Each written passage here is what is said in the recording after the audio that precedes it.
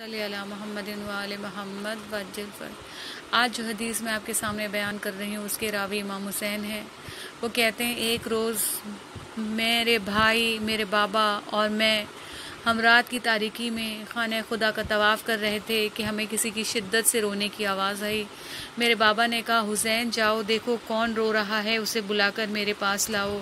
جب میں اس شخص کو لے کر آیا تو دیکھا ایک وہ نوجوان شخص تھا۔ میرے بابا نے کہا کیا بات ہے، اتنا شدت سے کیوں رو رہے ہو؟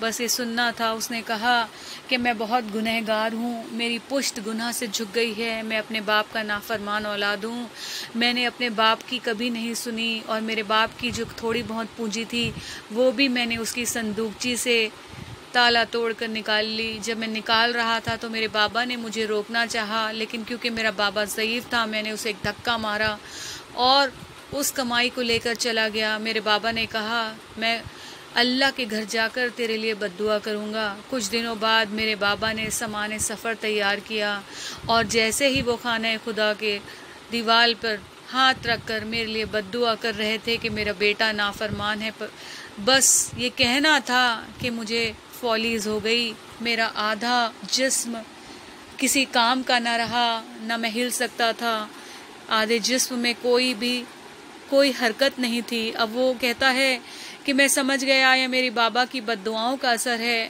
میں نے اپنے بابا سے معافی مانگی۔ میرے بابا نے کہا نہیں، کیونکہ میرے بابا کا دل دکھا ہوا تھا۔ 3 سال تک مسلسل میں معافی مانگتا رہا۔ میرے بابا نے کہا ٹھیک ہے، جس دیوار پر میں نے ہاتھ رکھ کر بد دعا کی تھی اب اسی دیوار پر ہاتھ رکھ کر تمہارے لیے دعا کروں گا۔ پھر سامان سفر تیار ہوا، دونوں باپ بیٹے چلے، لیکن کیا ہوا آدھے سفر میں ان کا اونٹ بے قابو ہو گیا۔ باپ اونٹ سے گرا، پتھر سے ٹکرایا اور وہیں اس کی موت ہو گئی۔ اس نے اپنے بابا کا کفن دفن کیا اور خانہ خدا میں آ گیا۔ کہا میں یہاں بیٹھ کر رو رہا ہوں کہ میں نکلا تھا تو میرا بابا مجھ سے راضی تھا، لیکن وہ یہاں تک پہنچ نہیں پایا، اب میری معافی کیسے ہوگی؟ مولا نے کہا گھبرا مت، 10 ذی الحجہ کی شب یعنی بقر عید کی شب میں یہ دعا تو پڑھ لینا۔ جب یہ دعا تو پڑھے گا کوئی کتنا بھی گناہ گار ہے اس کی گناہوں کی بخشش ہو جائے گی، کوئی کتنا بھی پریشان حال ہے اس کی پریشانی ٹھیک ہو جائے گی، کوئی بیمار ہے تو وہ ٹھیک ہو جائے گا۔ بس تو 9 ذی الحجہ کی رات یعنی 10 کی شب کو تو یہ دعا پڑھ لینا اور اس کے بعد عید کے دن تو مجھ سے ملنے آ جانا۔ جیسے ہی مولا کائنات نے بتایا اس نے وہ دعا پڑھی اور بقر عید کو مولا کائنات سے ملنے آیا اور کہا مولا آپ نے جو دعا بتائی تھی وہ میں پڑھ کر کل روتا روتا سو گیا، وہ دعا بہت اچھی تھی، اس میں اللہ کے بہت سے اسم اعظم تھے۔